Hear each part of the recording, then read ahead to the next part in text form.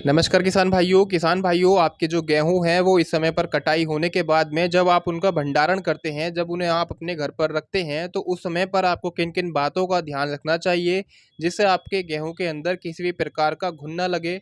और साथ ही साथ जो आपकी सूंडी लग जाती है, जो जाले वाली आपने देखी होगी, अगर आप उससे भी अपने गेहूं को बचाना चाहते हैं तो आज मैं इस वीडियो में आपको 3 से 4 ऐसे घरेलू तरीके बताऊंगा जिनको अपनाकर आप बड़े आसानी से अपने गेहूं को इन घुन से बचा सकते हैं।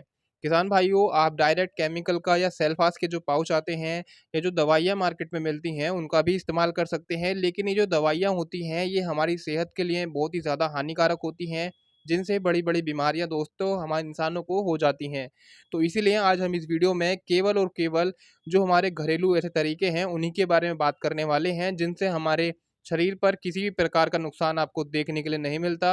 और बहुत ही आसान तरीके हैं ये। इनको जानने के बाद दोस्तों इनमें से आप कोई भी एक तरीका अपना सकते हैं और अपने गेहूं को घुन से बचा सकते हैं। तो चलिए वीडियो शुरू करते हैं। अगर आप हमारे चैनल पर नए हैं तो चैनल को सब्सक्राइब जरूर कर लीजिएगा, क्योंकि हमारे इस चैनल पर खेतीबाड़ी से जुड़ी, एग्रीकल्चर से जुड़ी और आपसे जुड़ी जो जानकारियां हैं वो वीडियो के माध्यम से आती रहती हैं। चलिए वीडियो शुरू करते हैं और जानते हैं इन कुछ बेहतरीन तरीकों के बारे में। तो किसान भाइयों, जब आपके जो गेहूं हैं वो कटने के बाद में जब आप उनको अपने घर पर लाते हैं तो उस समय पर आपको जो गेहूं है वो बिल्कुल उनको सुखा लेना है, जिससे उनके अंदर किसी भी प्रकार की नमी ना रह जाए। लेकिन नमी की वजह से ही सबसे बड़ा जो कारण रहता है घुन लगने का, वो नमी ही होती है। अगर आपके गेहूं के अंदर नमी रह जाती है तो उसकी वजह से भी जो है आपके गेहूं के अंदर घुन लग जाते हैं। तो सबसे पहले अपने जो गेहूं हैं उनको धूप में लगभग 24 घंटे के लिए बिल्कुल सुखा लेना है।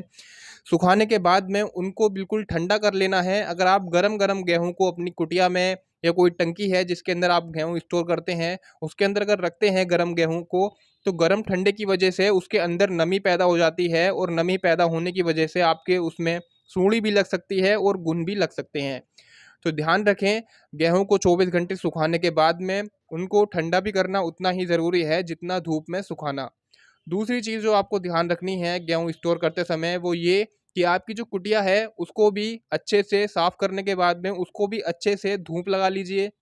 और धूप लगाने के बाद में उसको भी एकदम से उसके अंदर गेहूँ ना भरिए, उसको भी ठंडा होने के लिए आप अपनी जहाँ पर भी आपको कुटिया रखनी है वहाँ पर छोड़ दीजिए। उसके बाद में उन ठंडे गेहूँ को आप उस कुटिया के अंदर डाल सकते हैं।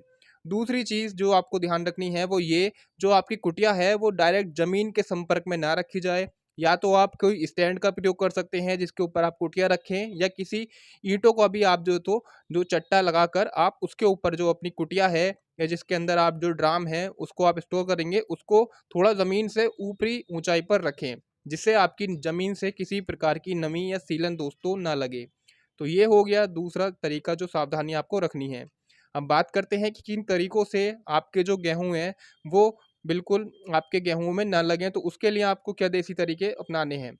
तो देखिए किसान भाइयों, सबसे पहला जो तरीका है वो है नीम के पत्ते। नीम के पत्तों को आप सुखा के अपनी कुटिया के अंदर डाल दीजिए।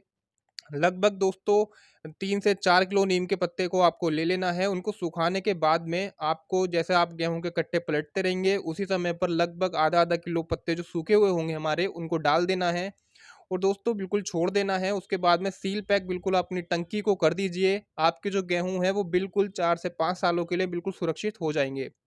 दूसरा जो तरीका है वो है नीम की डंडी।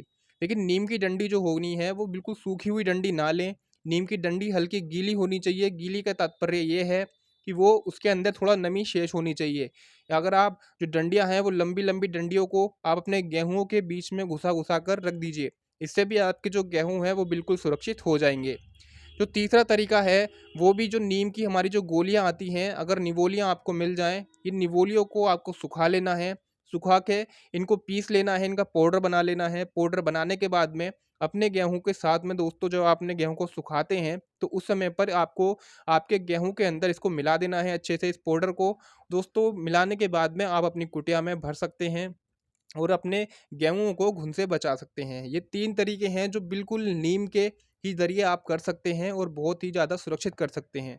इसी में अगर हम दूसरे तरीके की बात करें तो आपको ले लेना है सफ़ेद चूना। सफ़ेद चूना जो होता है दोस्तों, आपको या तो किसी पेंट वाले की जो दुकान पर मिल जाएगा या किराना शॉप पे बड़े आराम से मिल जाएगा।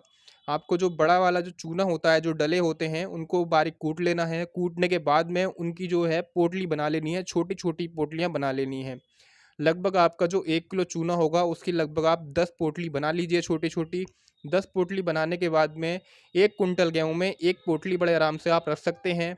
उसके बाद में दोस्तों उसको जब भी आप गेहूँ पलटेंगे तो उसी के साथ में आपको पोटलियाँ रख देनी हैं। देखिए क्या जो चूना है वो आपका क्या काम करेगा? चूना जो है आपके गेहूँ में जो नमी है, जो बनती है कभी भविष्य में, उसको बिल्कुल रोकता है। तो नमी की वजह से आपके घुन लग जाते हैं, तो ये जो चूना है अगर आप इसका इस्तेमाल करेंगे, तो ये आपकी नमी बनने से रोकेगा और जो नमी होगी उसको अवशोषित कर लेगा। इससे आपके गेहूँ बिल्कुल सुरक्षित रहेंगे और जो चूना है वो भी हमारे शरीर पर किसी प्रकार का नुकसान नहीं करता है। जो हमारे सेल्फ़ास के पाउच आते हैं, वो शरीर को नुकसान भी करते हैं और वो ज़हर उसके अंदर होता है। तो दोस्तों आप केमिकल का इस्तेमाल ना करें, आप इस तरीके का भी इस्तेमाल कर सकते हैं।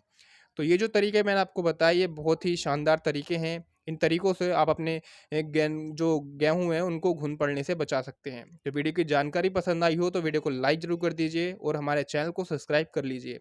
दोस्तों ऐसे ही तरीके जानने के लिए हमारे आप हमें कमेंट कर सकते हैं या आपको कोई सवाल है या कुछ भी बात है तो आप हमें कमेंट बॉक्स में ज़रूर पूछ सकते हैं। मिलते हैं ऐसी जानकारी के साथ अगली वीडियो में, तब तक के लिए धन्यवाद।